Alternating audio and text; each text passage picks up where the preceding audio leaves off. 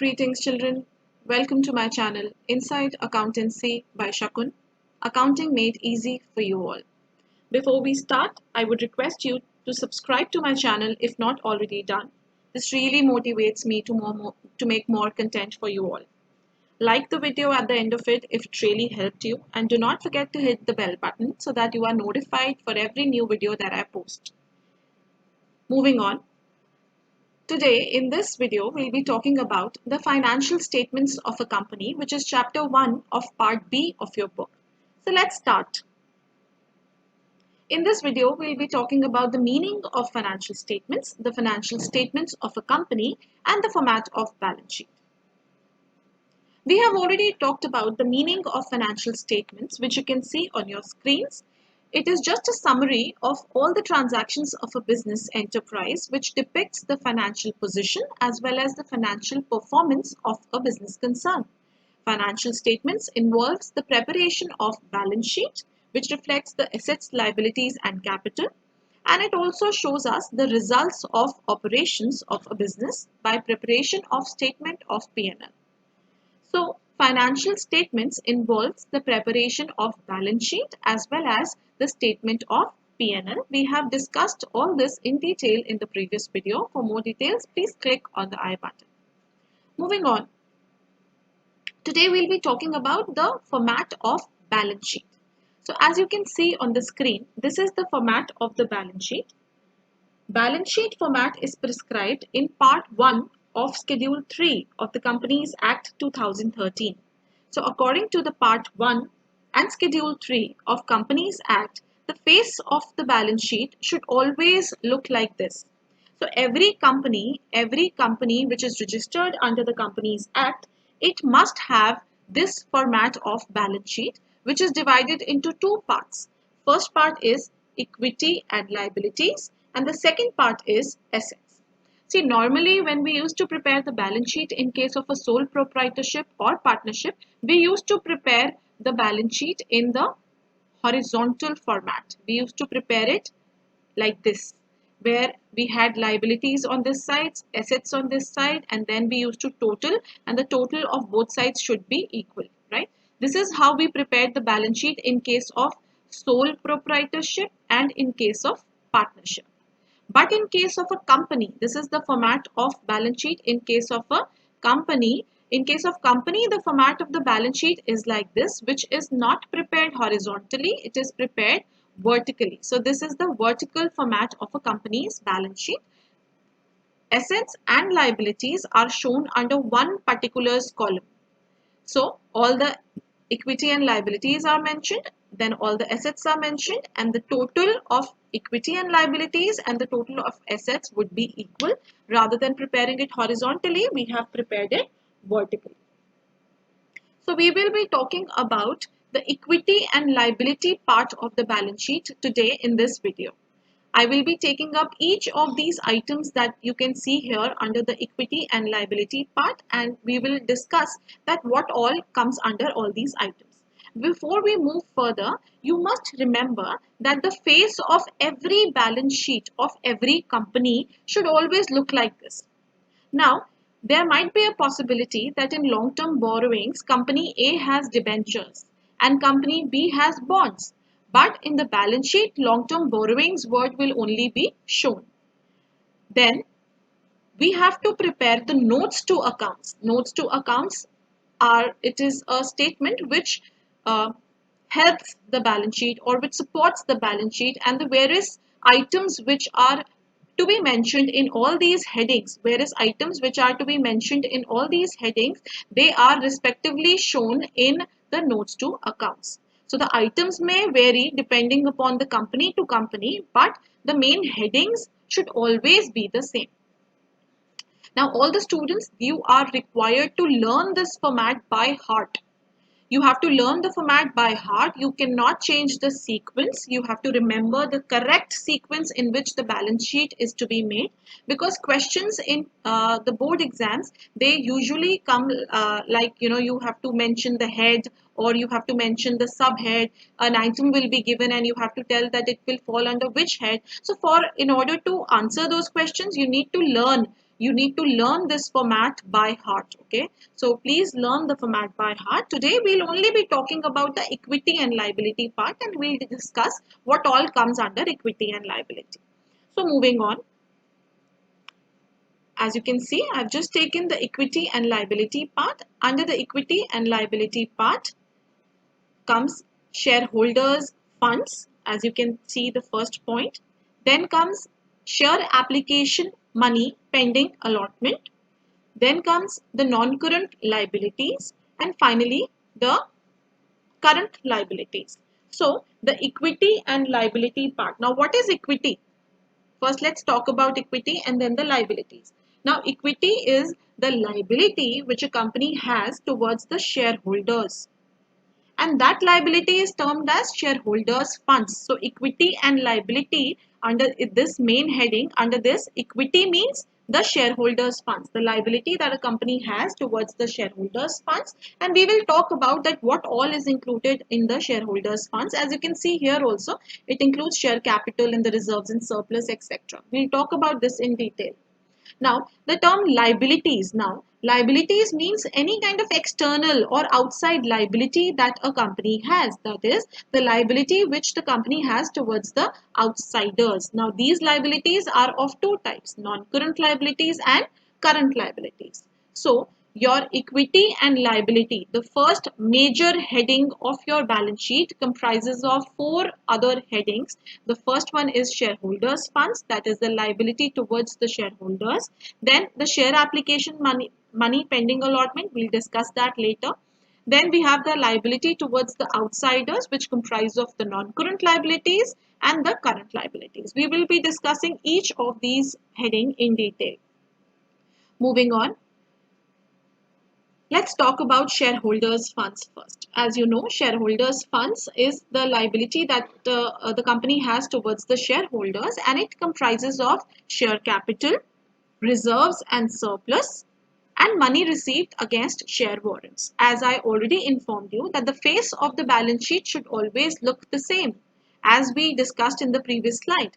So in the company's balance sheet, only the term share capital will come, but the capital of every company may be different. The reserves and surplus for every company may be different. That has to be shown in the notes to accounts. So we should understand that what all items can come under share capital, what all items can come under reserves and surplus. Okay. So these are the three main headings under shareholders funds. Now first let's talk about share capital.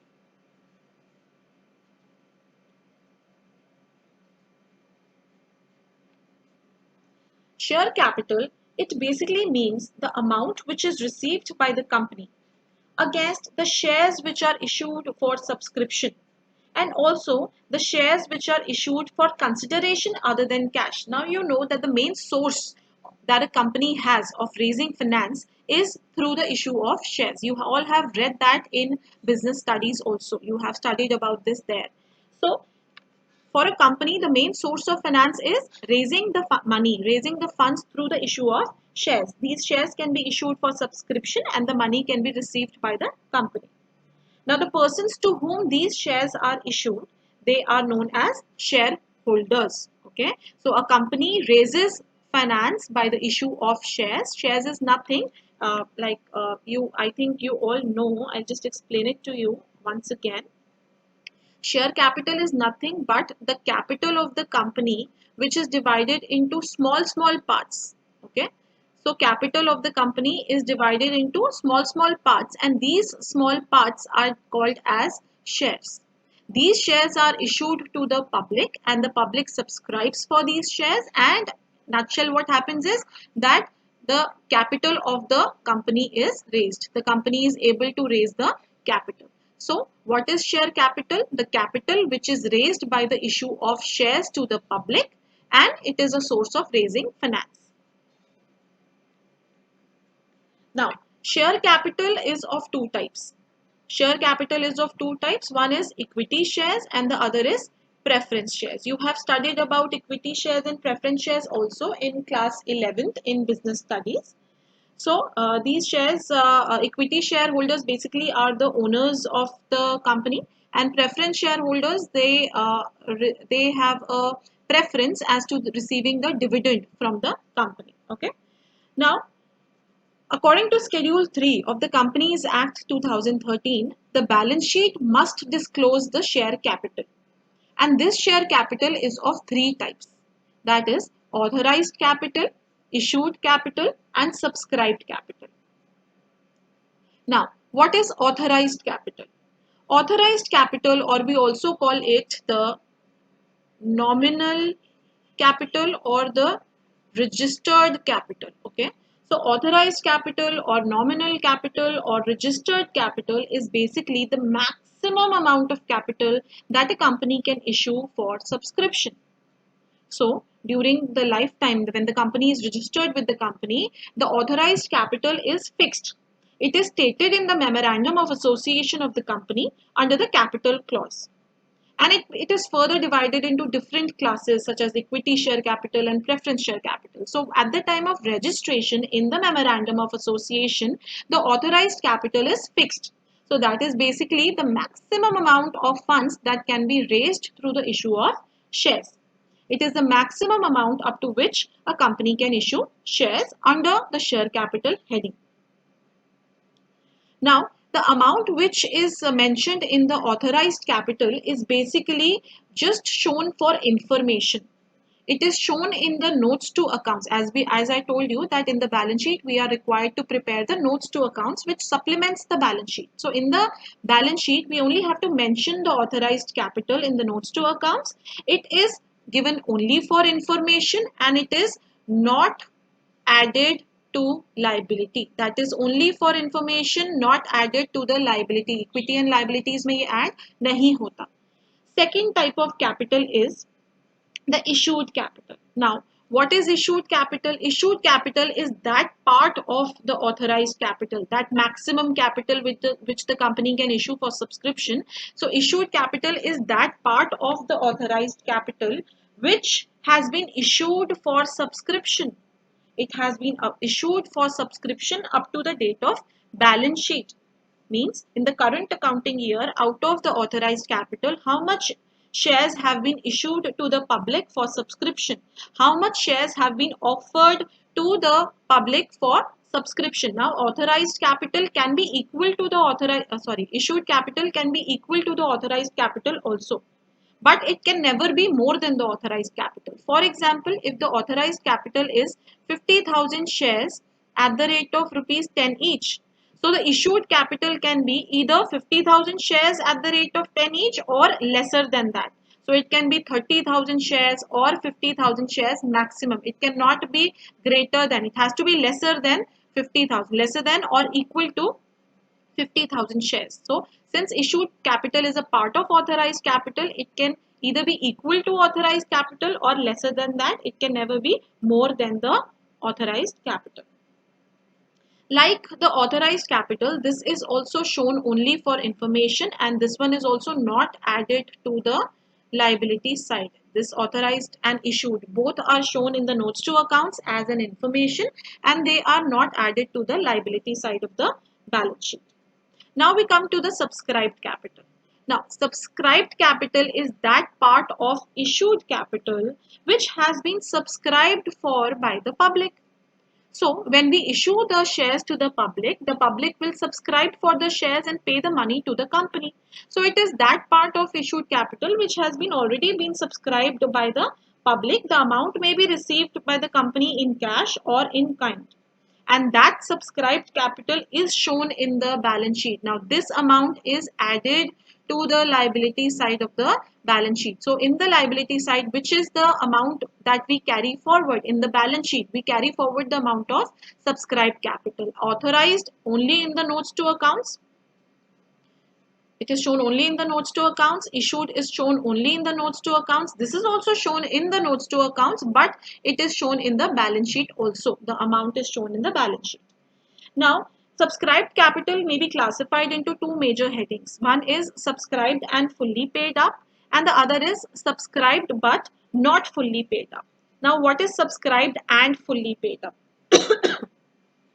Now, the shares are shown under subscribed and fully paid up when two conditions are met. The first condition is when the company has called the full nominal face value of the share, and the second condition is that the company has received the amount called up. We will be talking about this in detail in the next slide. Before I move on, we should understand one more thing, that share capital I already told you is of three types: authorized, issued and subscribed. But you also need to understand that there is something called as called up share capital and paid up share capital. Now, called up share capital is that capital which has been called up by the company, which has been called up by the company. The company has called up for those shares. The company has asked the public to make payment for those shares. And paid up share capital is that capital which has already been paid by the people. The company, let's say, called, there were, let's say, 5,000 shares, okay, and at the rate of 2, the company has called. So 5,000 into 2 is the called up share capital. Paid up share capital, let's say we received only 5,000 into 2 is 10,000, and we received only rupees 9,800. There were few people who did not pay us the money. So this 9,800 will be the paid up share capital. So called up share capital is that which has been called up by the company, and paid up is which has already been paid by the public. Jitna bhi receive kiya, that is the paid up share capital. Now let's go back to the subscribed and fully paid up and subscribed but not fully paid up. We'll talk about this in detail.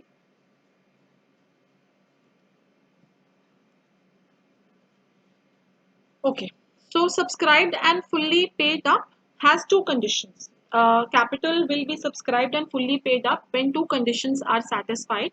The first is the company has called the full nominal face value of the share.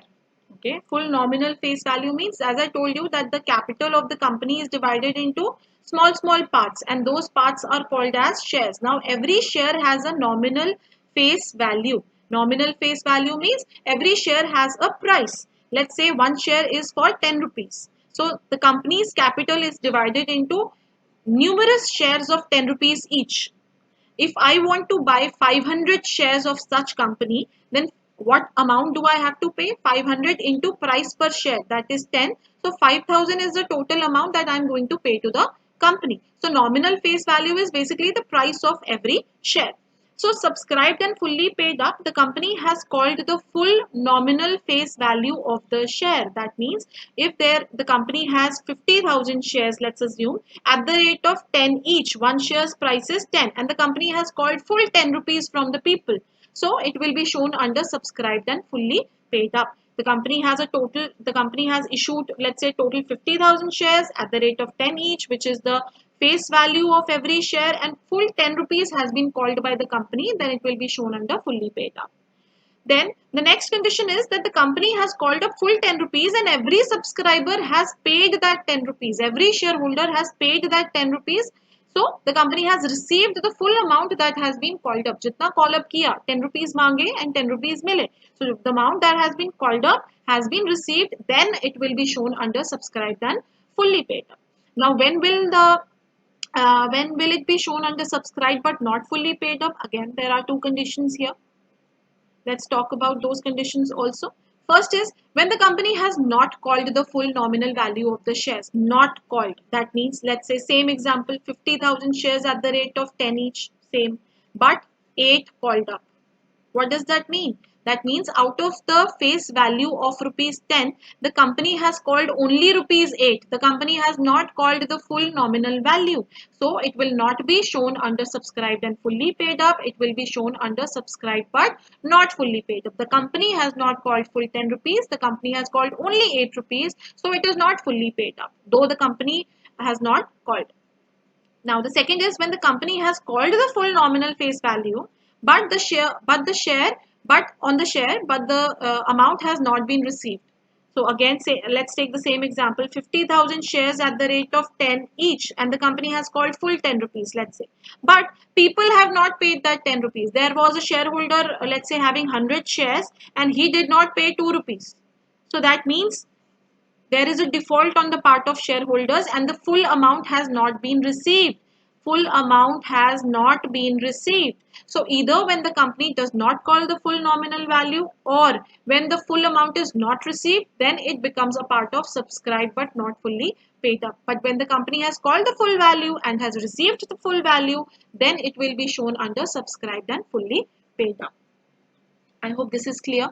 Now moving on, we'll move on to the next item under the equity and liability. As you can see on your screen, there were four major headings under equity and liability part of the balance sheet. First, we've already talked about we are talking about the shareholders funds. In shareholders funds, there were three items. We have talked about share capital. Now let's talk about the next item, which is reserves and surplus.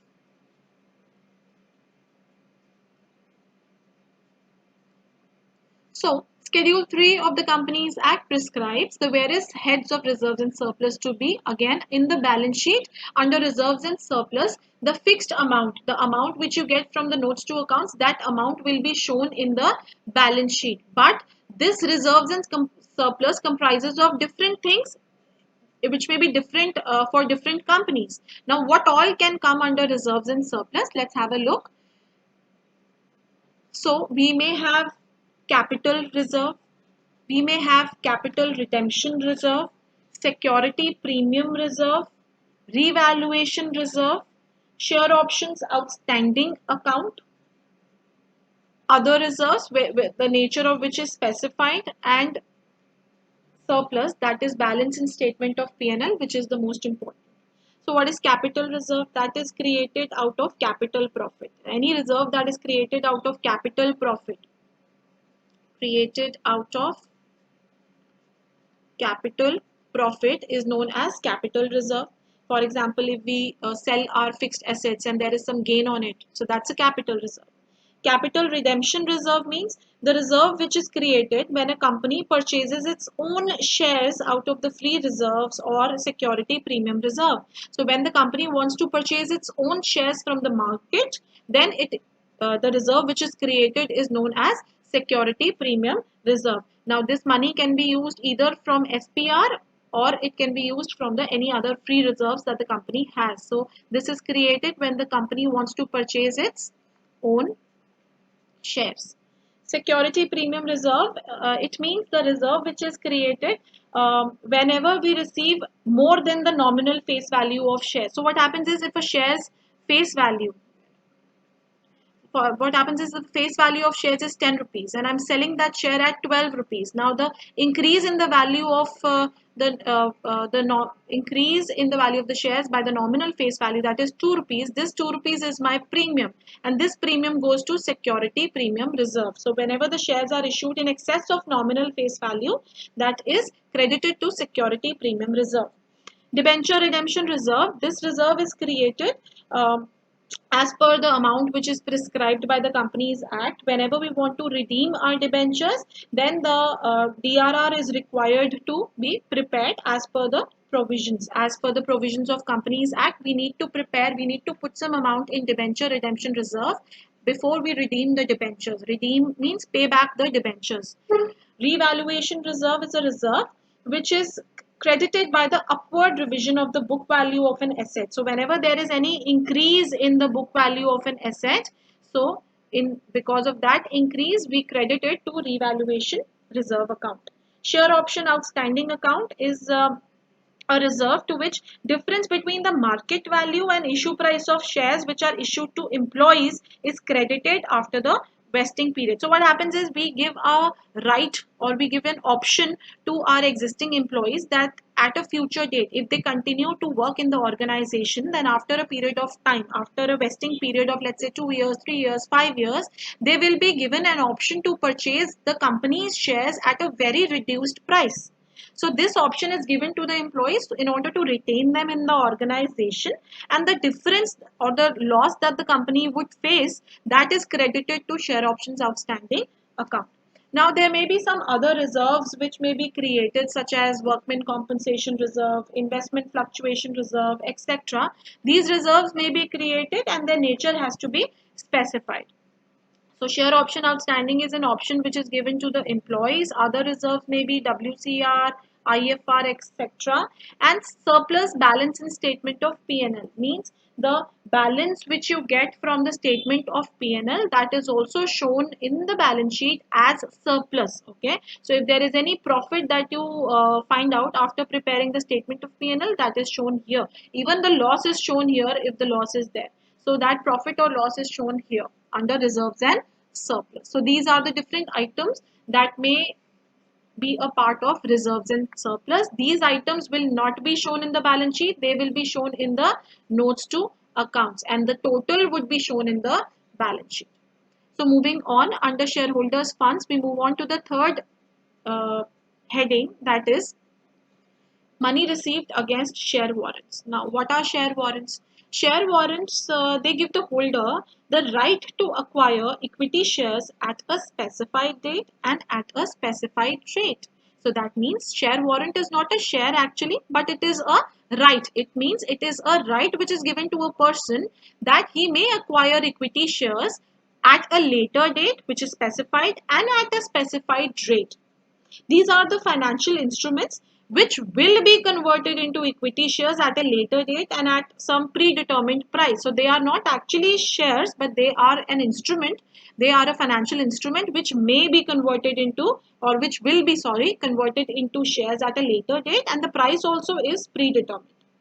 Since these are to be converted into equity shares, they are shown under shareholders funds. They are not shares, but they are those financial instruments which will be converted into shares. So that is why they form a part of shareholders funds. So we have learned that in the shareholders funds, there are three main subheadings, which are: first is share capital, second is reserves and surplus, and the third one is money received against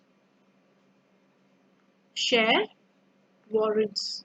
So these are the three headings under shareholders funds, and shareholders funds is the first major heading under equity and liability part of the balance sheet. So under equity and liability there are four major heads: shareholders funds, share application money pending allotment, non-current liabilities and current liabilities. And under shareholders funds we just talked about these three. Moving on, now let's talk about share application money pending allotment, the next major heading under equity and liabilities.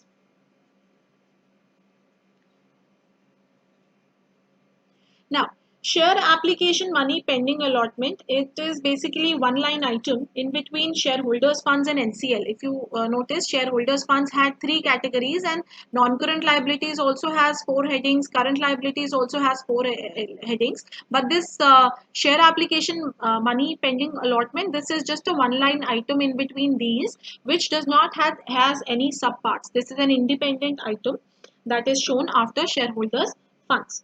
Now, the amount which is received by the company towards the shares application and against which the company will certainly going to allot shares is known as share application money pending allotment. Now, what happens is when the company wants to issue shares, let's say there is a company having 50,000 shares which it wants to issue. So, issued capital is 50,000 shares at the rate of 10 each. The company has issued these shares. Now this 10 rupees, the company has an option of calling this 10 rupees in installments. The company may not call that 10 rupees together. The company may divide it into three stages. The first stage is known as application. The second stage is known as allotment. And the third stage is known as call. So there is an option that the company may call the full amount, or the company may call that amount in installments. When the company calls in installments, then there are three major stages. First is application, second is allotment, and the third is call. It may happen so. Now, let's say on application, I called, let's say 5 rupees, 3 rupees on allotment, and the balance 2 rupee on the call. So what happens is when I call the money on application, the company has issued 50,000 shares at the rate of 10 each. So how will it issue? There will be a advertisement in the newspaper informing the general public that so and so company has issued so and so shares at the rate of 10 each and has called the application money at the rate of rupees 5. Now, different people will read this advertisement and they would want to apply for the shares. Now, the company will call for applications, and let's say a lot of people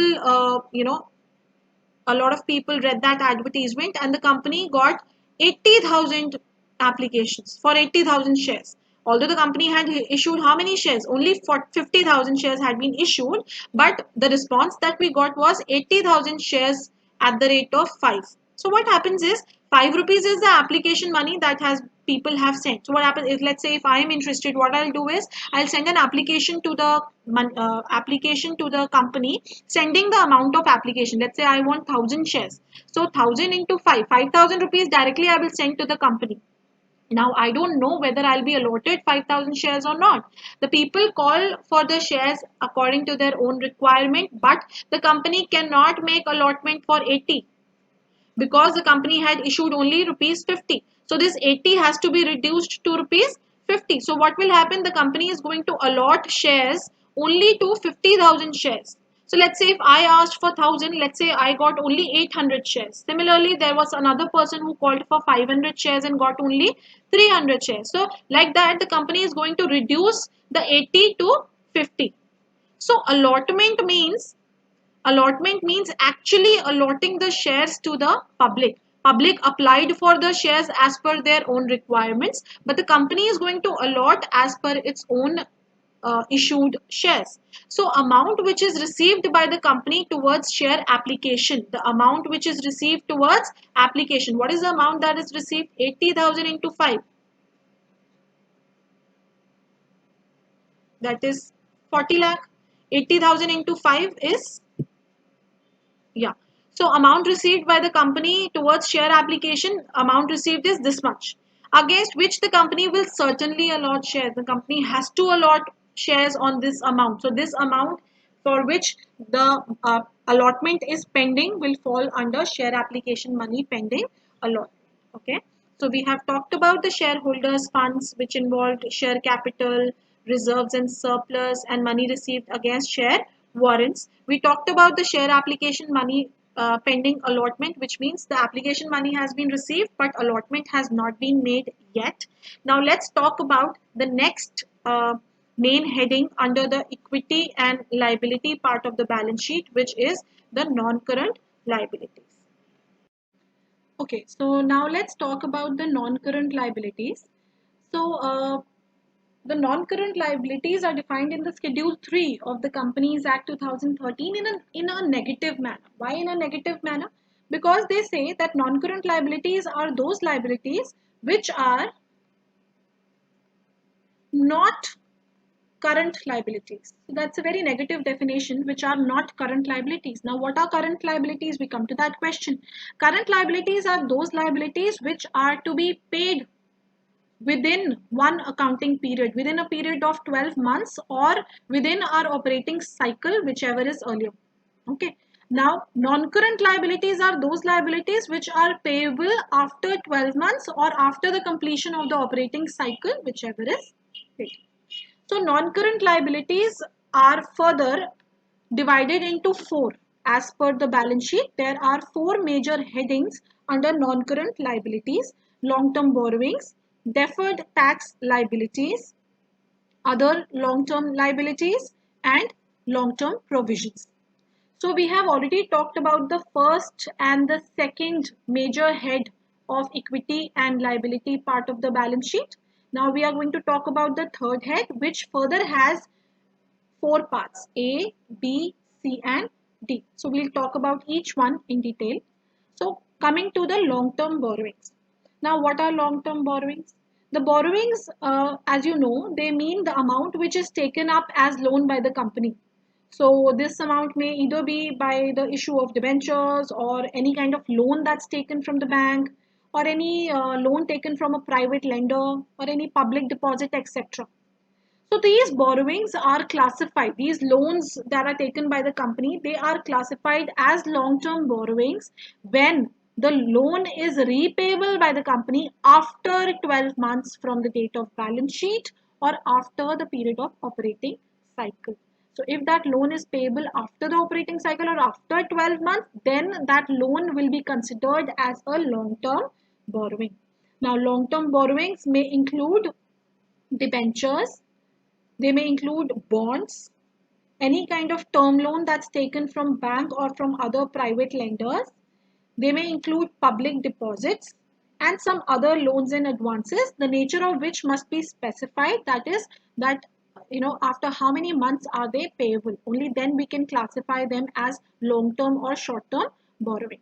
So borrowings are the loans taken by a company, and those loans may be termed as long-term when they are payable after 12 months, and they may include debentures or bonds or term loans, public deposits, etc. So you may have a question, in a question you may be given debentures and you may have to give the heading and the subheading. Now debentures, they fall under long-term borrowings. And what is the major heading? The major heading is non-current liabilities and under equity and liability part of the balance sheet. So this kind of question may be asked, where you may be asked to write the major heading and the subheading under which a particular item falls. Moving on to the next one. Next, we have deferred tax liabilities. Now, every year, as you can see, I've written it here, every year the accounting income which we calculate is compared with the taxable income. And if there is any difference between the two, which may be temporary in nature obviously, so if there is any difference between the two, income tax on the difference amount is termed as deferred tax. That is, if our accounting income is compared to the taxable income and there is a difference between the two, in case the accounting income is more than the taxable income, it means there is a deferred tax liability. Means our income was more, but the taxable income that we calculated was less. Then the difference, on that we will calculate more tax, and that tax will be referred to as deferred tax liability, because that amount has been deferred and will be paid later, as the case may be. So deferred tax liability is a single line item. It does not involve anything else. So any tax liability which is deferred, which is to be paid to the government, if there is an increase in the accounting income, that must be paid, and that is a part of your liability. Now, the next one is under non-current liabilities. The next item or the next heading is other long-term liabilities. Now, other long-term liabilities, the long-term liabilities which fall under, now when we talk about the other long-term liabilities, we are talking about those liabilities other than the long-term borrowings, okay? Because long-term borrowings will fall under long-term borrowings. So other than the long-term borrowings, if there are any other long-term liabilities that are shown under this heading, and it may involve the trade payables. Now you must be wondering that trade payables generally is a short-term liability. It is a current liability. No, trade payables can also be a long-term liability. It involves the creditors and the bills payable which are payable after a period of 12 months or after the completion of the operating cycle. So depending upon the months after which the payment is made, creditors and bills payable may fall under the other long-term liabilities. Then there might be certain other long-term liabilities such as premium payable on redemption of debentures and premium payable on redemption of preference shares. So redemption of debentures means the repayment of debentures or the repayment of preference shares. So when we want to repay the debentures or the preference shares, if they are to be redeemed at a premium, that is more than the face value, then that amount is a liability which we know that will happen or will occur in future. So that is shown under other long-term liability. Moving on. Under non-current liability, as we have already discussed, there are four major headings. Long-term borrowings. Then we have deferred tax liability. We have other long-term liability. And then we have long-term provisions. We have discussed about these. The last one is long-term provisions. Now, long-term provision. What is provision first of all? Provision is the amount which is set aside to meet any kind of future liability, the amount of which cannot be determined with accuracy but can be estimated, right? So there are various provisions, various long-term provisions which may be disclosed in the notes to accounts. They are totaled and a single amount is shown as long-term provisions in the balance sheet. For example, they can be provision for retirement benefits, retirement of the employees, the amount that is payable, obviously payable after a long period of time, more than 12 months, provision for warranty or any kind of gratuity, or provision for earned leave. So the period for all these things is more than 12 months. That is why these provisions are termed as long-term provisions. So we have talked about the third major heading also, that is non-current liabilities. Now we'll be talking about the last heading under equity and liability, which is current liabilities. Now, current liability as defined in the Schedule 3 of Companies Act 2013 has, it means those liabilities which are payable within a period of 12 months or within the operating cycle. The liabilities which are payable within 12 months or within the operating cycle are called as current liabilities, and they involve another four headings under them, which are short-term borrowings, trade payables, other current liabilities, and short-term provision. So there are four categories or four headings under the current liabilities, which we will talk one by one. The first one is short-term borrowings. We have already talked about what borrowings are. So any borrowing will be short-term borrowing when it is repayable within 12 months. Payable after 12 months, it will be a long-term borrowing, and when it is payable within 12 months or within the period of operating cycle, then it will be a short-term borrowing. Now these short-term borrowings, they may involve loans repayable on demand, means whenever they are called for, any kind of bank OD, the cash credit from the banks, then loans from other parties which are repayable within the period of 12 months, any private lenders, then any kind of deposits and any kind of other loans and advances, the nature of which is specified, the timing is given. So these are the various short-term borrowings which are the first heading under current liabilities. The second one under current liabilities is trade payables. Trade payables, as you all know, we've discussed earlier, it includes the creditors and bills payable, which are payable within a period of 12 months. The same creditors and bills payable was also mentioned in other long-term borrowings, but there the period was more than 12 months or more than the operating cycle. But when it comes under current liabilities, they are those creditors or those bills payable which are payable within 12 months. Moving on, the third uh, heading is other current liabilities. Now, under other current liabilities, there are a lot of things which are mentioned. All those liabilities which are payable within a period of 12 months and which do not form a part of short-term borrowings, they will be shown under other current liabilities, such as current maturities of long-term debt. Any long-term debt which is payable in the current year will be shown here.